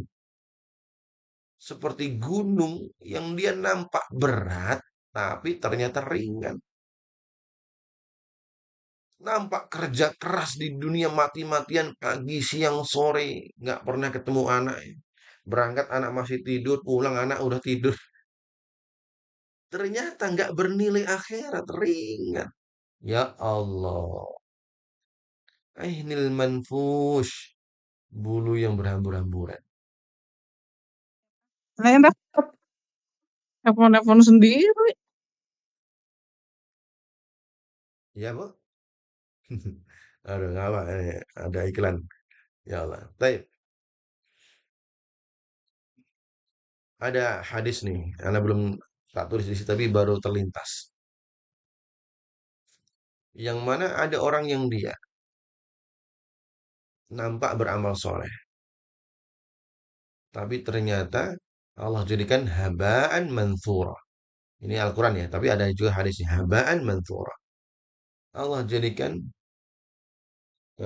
debu nih. Ini anggap ini debu ini kelihatan ini debu. Yang mana debunya ini kita tiup, ya. Ini debu kita tiup. Jadi silakan ambil debu atau kerikil atau pasir di sini, tiup. Habaan manthura. Ini perumpamaan yang Allah berikan kepada mereka yang dia nampak beribadah, tapi ibadahnya ternyata sia-sia. Nampak di dunia bekerja keras, tapi di akhirat gak bernilai. Seperti habaan manthura. Debu yang berterbangan. Itu takutnya amal kita di dunia ini capek-capek selama bertahun-tahun ini kayak gitu takut kita.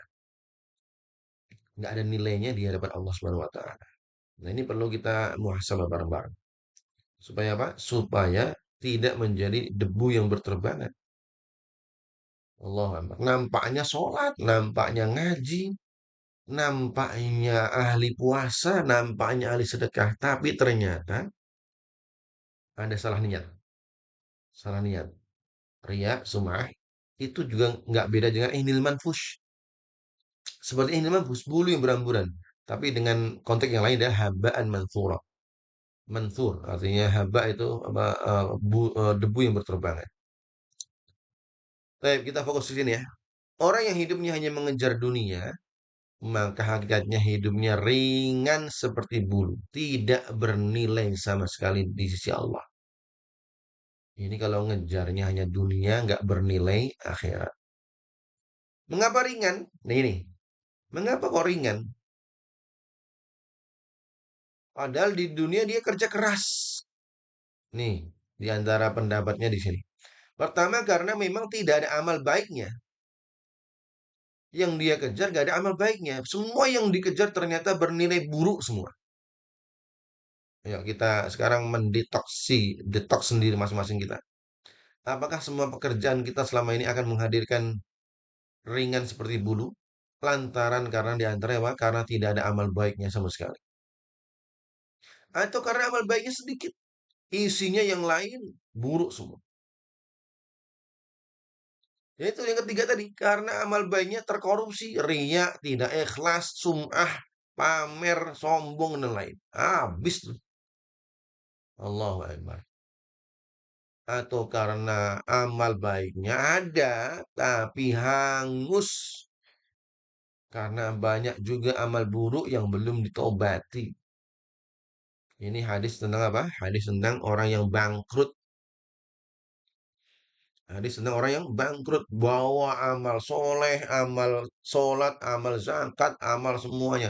Ternyata semua bangkrut digadikan karena amal buruknya yang belum selesai. Akhirnya jadi ringan. Rugi nih, udah capek-capek hidup bertahun-tahun, puluhan tahun di dunia ngejar-ngejar-ngejar. Lah kok ujungnya ringan. Ini ya, kayak orang bawa air yang bocor. Dan tanpa disadari bocor itu nggak sadar dia. Bukan bocor, mungkin udah ambrol ya. Selama ini mungkin udah itu. Allah Akbar. Ini ya, yuk mari. Apakah amal kita ini selama ini memang tidak ada amal baiknya? Naudzubillah. Atau amal baik kita masih sedikit nih? Masih sedikit tuh. Terus gimana? Atau sudah ada, lumayan, tapi ini loh riya, nggak ikhlas ini loh.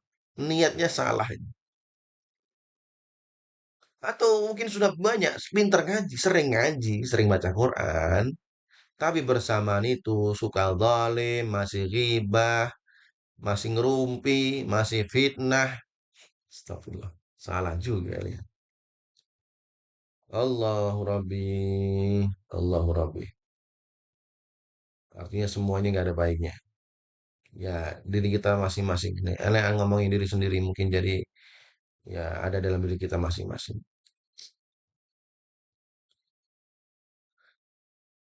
Taib.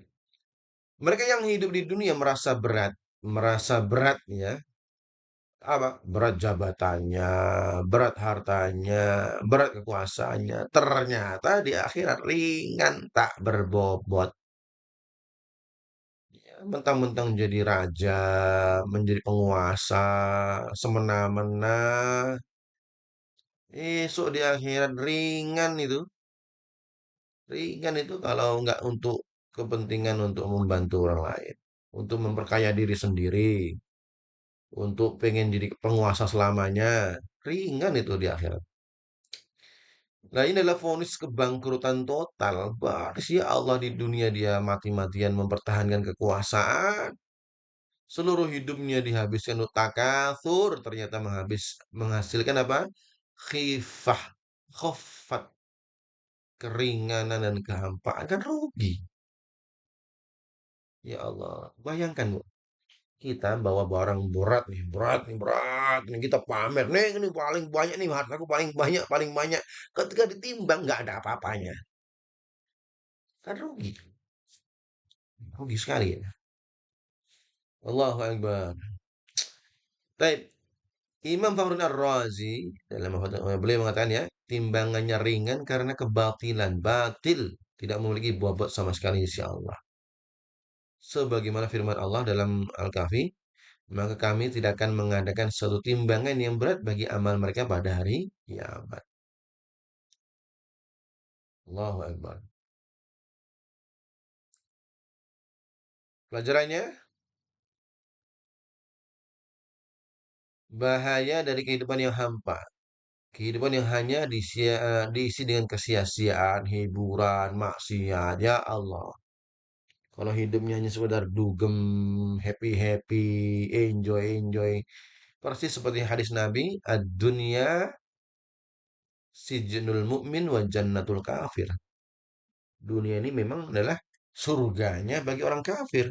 Dia hanya hidup dengan kesia-siaan, hibur-hiburan, maksiat-maksiat. Itulah hidup mereka. Ya, maka bahaya. Maka untuk selamat di akhirat tidak cukup hanya menjadi orang baik yang pasif atau netral. Kita dituntut untuk aktif memperberat timbangan kita. Kejar sana baca Al-Quran, kejar sana ngaji, kejar sana sholat. Kita aktif. Supaya memperberat timbangan kita saat ini sedang aktif memperberat timbangan kita. Kalau nggak gitu, kalah sama yang lain, kalah duniawi, kalah yang ringan, otomatis akan jatuh pada yang khofat, yang ringan.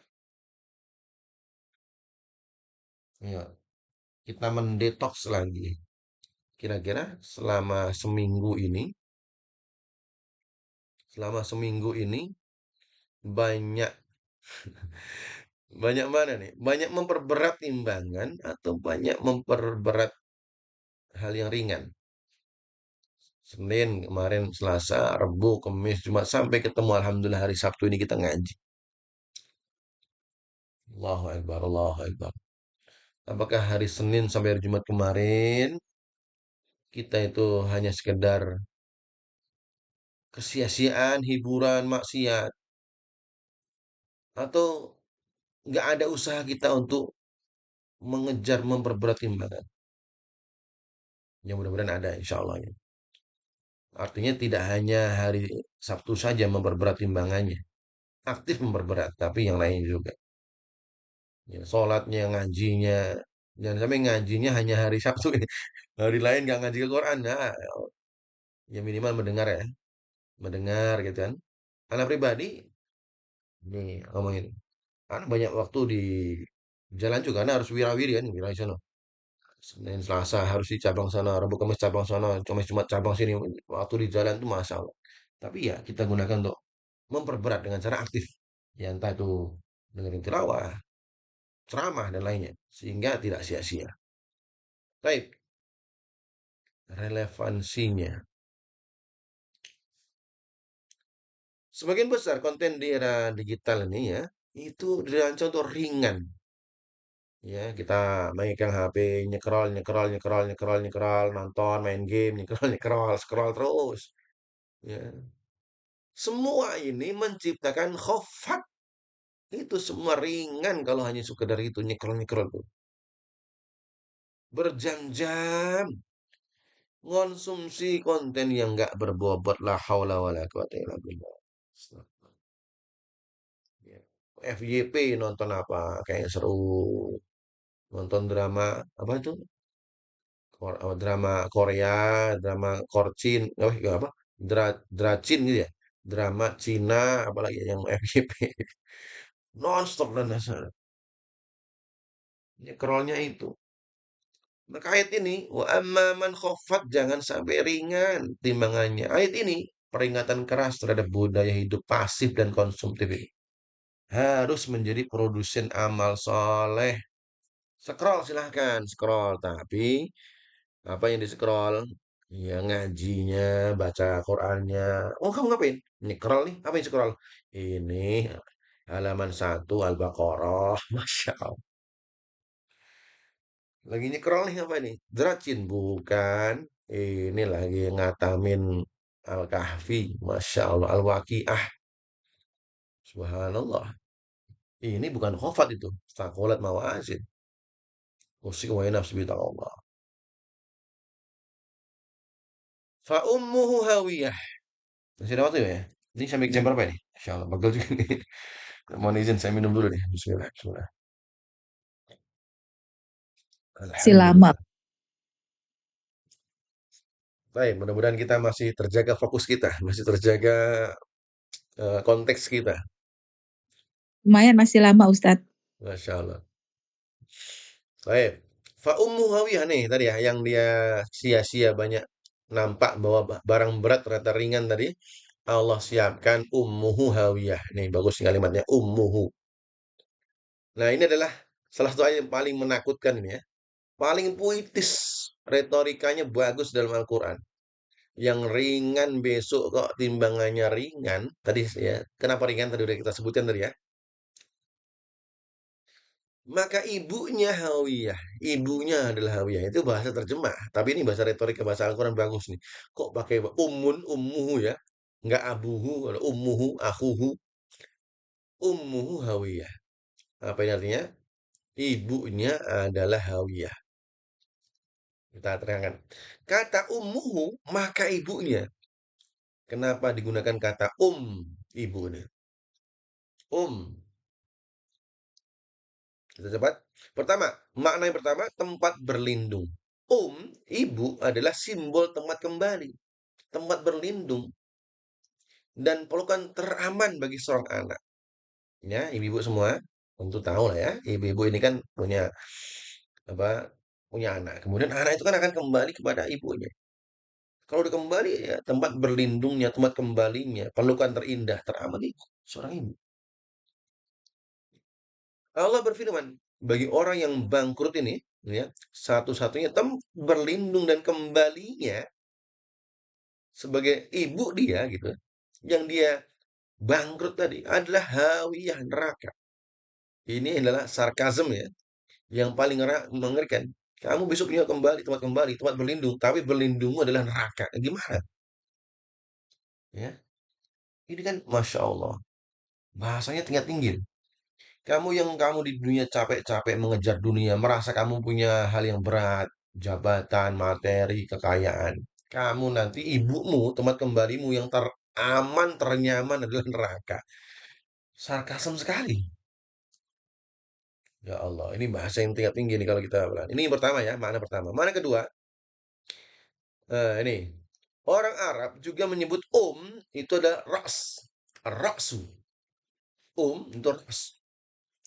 Ya. Atau apa? Otak atau bagian kepala. Sehingga maknanya dia akan dijatuhkan terbalik. Ya. Jadi orang Arab itu itu kepala, induk gitu. Induk itu kepala. Artinya dia akan dijatuhkan terbalik menuju ke neraka itu dalam kondisi kepalanya dulu. Dibalik gitu. Gitu. Des, gitu. Masya Allah. Gambarnya seperti itu. Maka orang yang ringan timbangannya, maka dia akan dibalik kepalanya, dijatuhkan menuju neraka. Ya Allah, Allahu Akbar. Ini makna kedua. Ngeri juga, dua-duanya ngeri kan gitu. Allah. Apa itu Hawiyah? Hawiyah adalah nama neraka. Berasal dari kata Hawa Yahwi. Hawa Yahwi artinya jatuh dari tempat yang sangat tinggi. Ya, ana ahwi, berarti anak jatuh. Itu bahasa Arab. Hawiyah berarti neraka yang dia memang dikhususkan untuk menjatuhkan orang. Masya Allah. Berarti Hawiyah itu sang jurang maut yang tak terhingga dalamnya. Allahu Akbar. Nah, gambaran ini ketika nyebutkan Hawiyah, tempat untuk jatuh itu, jurang yang dalam itu lagi-lagi menyerang, menghancurkan psikologis. Tempat teraman di alam semesta adalah pelukan ibu, diganti menjadi tempat yang mengerikan, jurang api yang sangat dalam, dan dijatuhkan kepala dulu. Ini bahasa Arab. Al-Quran ngeri sekali ya. Nah, ini adalah balasan setimpal. Di dunia, dia menjadikan hawa nafsunya sebagai ibunya. Dia memanjakan, oh pengen sono, ayo. Pengen maksiat, ayo. Pengen zina, ayo. Pengen khomer, ayo. Dia senantiasa memanjakan diri di dunia. Maka dia pun juga punya tempat kembali, tempat memanjakan dirinya. Yaitu ibu dia, yaitu Hawiyah. Setara, equal, atau setimpal. Ya Allah. Allahu Akbar. Astagfirullah, astagfirullah. Yang hari ini dia memanjakan nafsunya, besok juga Allah akan manjakan tempat kembalinya, yaitu jurang yang tak bertepi tadi. Allahu Akbar, Allahu Akbar. Astagfirullah. Ini adalah gambaran ketiadaan harapan. Tidak ada tempat lari. Satu-satunya rumah mereka adalah jurang tersebut. Allahu Akbar. Neraka hawiyah, neraka yang dia jurang maut tadi. Allahu Akbar. Nah, Imam Ibnu Jarir At-Tabari menguatkan kedua makna tadi, ya, apa? Yaitu tempat kembali atau kepala dulu, hawiyah, yang dia adalah ibunya, tempat kembalinya, yang tidak ada tempat kembali lain baginya, dinamakan ibu karena apa? Ia menjadi tempat tinggalnya. Sebagaimana seorang anak yang dia tinggal bersama ibunya. Nah, Ibnu Qutadah ini seorang tabi'in ahli tafsir berkata, dia akan terjatuh ke dalam neraka dengan kepala ala roksi terlebih dahulu. Persis seperti tadi ya. Ya Allah, ya Allah. Nggak kebayang itu gimana. Pelajarannya ini apa? Destinasi akhir dari kehidupan yang ringan dan hampa adalah kejatuhan yang tak berdasar. Ya Allah. Ayat ini menunjukkan ketiadaan belas kasihan di hari itu. Nggak ada belas kasih hari itu bagi mereka yang telah menyia-nyiakan kesempatan hidup mereka. Ya Allah, mudah-mudahan hidup kita nggak sia-sia ya Allah. Ya Rab, ya Rab. Allah ma'ina ala zikrika ya Rab. Kita mohon pada Allah supaya Allah memberikan kita pertolongan untuk beribadah.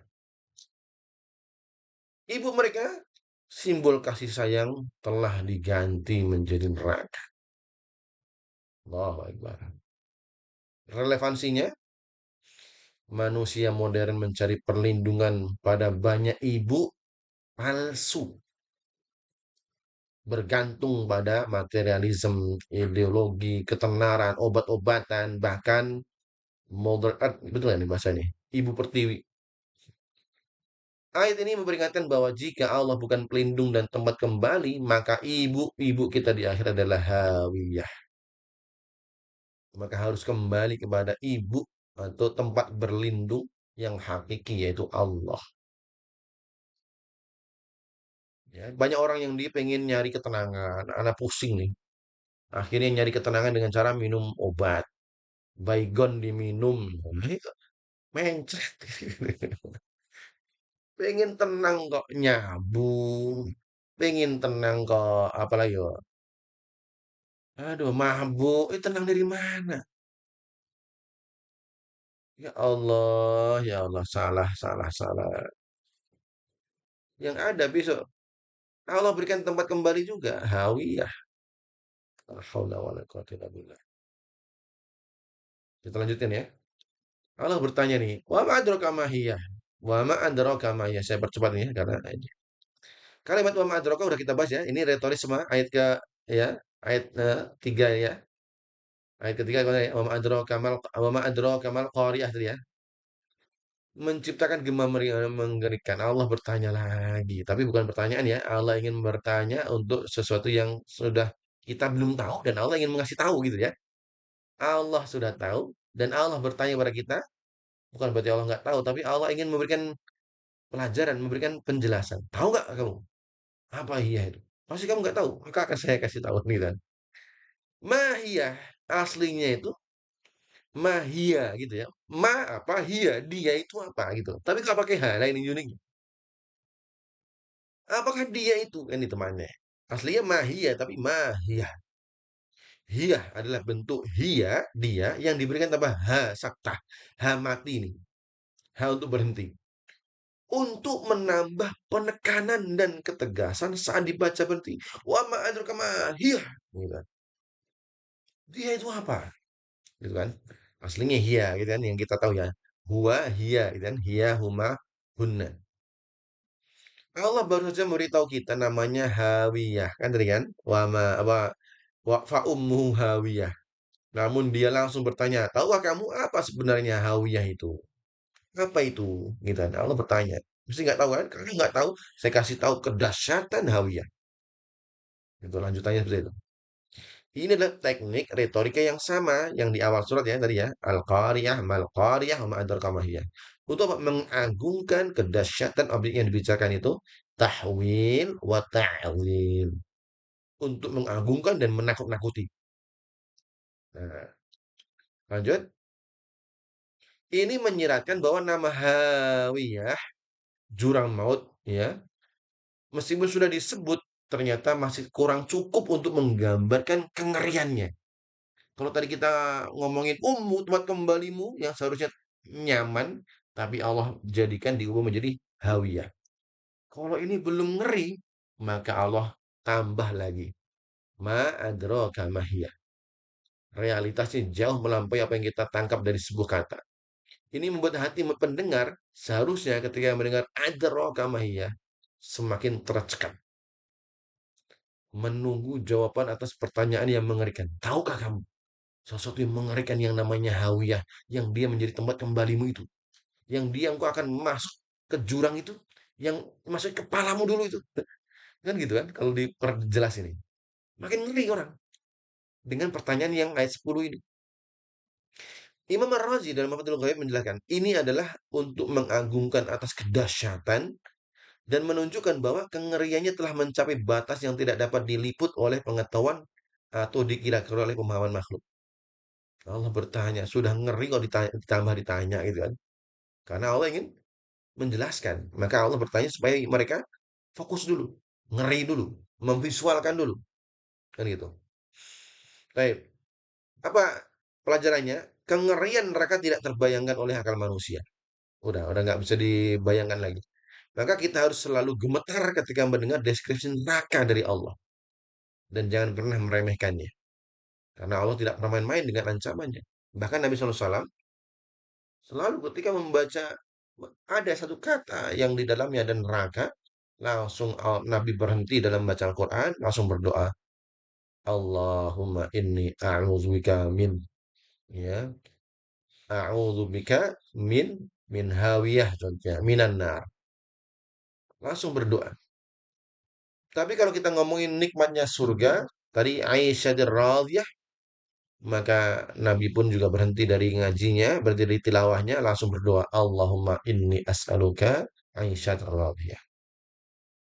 Jadi kalau kita mendapatkan ayat seperti ini, langsung kita berlindung pada Allah ini ya, kalau seandainya hal yang buruk ini. Baik. Kemudian relevansinya, di era modern banyak orang, bahkan sebagian muslim, mencoba melembutkan konsep neraka. Menganggapnya hanya metafora atau tidak kekal, kan gitu kan? Ada orang-orang yang dia nggak percaya neraka. Bahkan naudzubillah ada yang mengatakan, Nah, kalau semua orang baik semua, ntar siapa yang penghuni neraka? Naudzubillah. Maka ayat ini membantah orang-orang yang menganggap neraka kok biasa-biasa aja. Ia menegaskan bahwa realitas neraka begitu mengerikan, sehingga kita bahkan tidak bisa mulai memahami, ya. Maka ini adalah peringatan keras terhadap orang-orang yang sudah mati rasa terhadap ancaman akhirat. Kita percepat terakhir, ayat terakhir, narun hamiyah, ini jawabannya. Ini adalah hawiyah itu. Nar hamiyah. Nar api. Ini jawabannya. Ini adalah jawaban yang sangat singkat, padat, dan brutal. Hawiyah, jurang yang dalam tadi, itu adalah api. Isinya api. Jadi setelah semua pertanyaan retoris yang agung, mal qariyah, mal hawiyah, semua jawabannya adalah sesuatu yang paling mendasar yang ditakuti manusia. Api. Kata hamiyah yang sangat panas berasal dari kata hamiyah yang berarti puncak dari sebuah panas. Ada api itu, kalau ada api biru itu namanya hamiyah. Ini bukan api yang biasa ya. Api yang telah mencapai level tertinggi. Bahkan mungkin ada istilahnya bukan biru lagi, apa ya? Warna yang paling tinggi itu warna apa? Ya kalau yang kita tahu kan biru kan. Mungkin ultraviolet atau gimana? Api terpanas itu. Itu namanya hamiyah. Nah, retorika yang dibangun tinggi-tinggi untuk menutupnya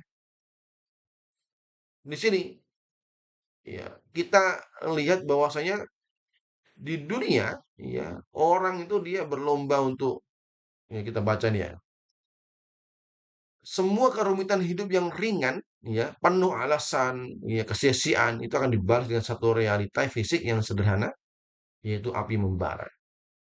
Artinya yang dia hidupnya merasa enjoy, merasa di dunia merasa happy-happy kan itu kan. Semua yang sia-sia itu Allah balas dengan api yang paling panas. Api yang panas. Balasannya ngeri sekali. Bahkan dalam hadis disebutkan ini, ya, ada hadis tentang hamiyah di sini. Suatu ketika Nabi SAW bersabda, api kalian ini di dunia yang dinyalakan oleh anak Adam, jadi korek api itu, atau kompor kita, kalau lihat nanti saya lagi memasak ya, itu baru satu bagian dari 70 bagian api neraka. Jadi kalau kita nyalain kompor, terus kita nongkrong di atasnya, latihan lah, latihan api neraka, nongkrong di atas kompor gitu. Itu baru satu bagian dari 70 panasnya api neraka.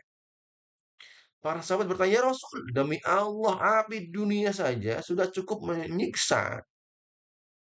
Ya, siapa yang mau nongkrong di atas kompor sekarang? Kan gak ada yang mau, kurang kerjaan." Beliau bersabda, sesungguhnya api jahanam 69 bagian panasnya, sisanya kan dari 70, di atas api dunia, yang masing-masing bagian panasnya sama dengan api dunia.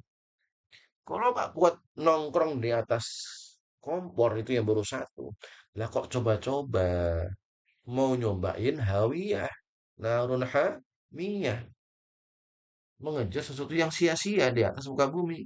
Ini kan gimana itu? Ya. Pelajarannya apa? Pelajaran terakhir adalah bahwa balasan itu nyata. Balasan itu nyata dan secara fisik dan pasti sangat menyakitkan. Narun hamiyah ini ada. Surat ini ditutup dengan sebuah peringatan final yang paling gamblang, apa? Yang mengunci nasib dua golongan yang telah dipilih. Tadi ya, yang berat ataupun yang ringan. Dan ia menghubungkan kembali ke ayat yang keempat, ya. Apa tadi? Yauma yakunun nasu kal farasil mabthus tadi. Faras mabthus lawan yang secara naluriah terbang menuju api. Ini tadi ya. Sungguh sebuah gambaran yang tentunya sempurna. Laron tadi, manusia laron-laron kebanyakan akan menuju menuju naron hawiyah. Seperti laron tadi. Relevansinya, mohon maaf.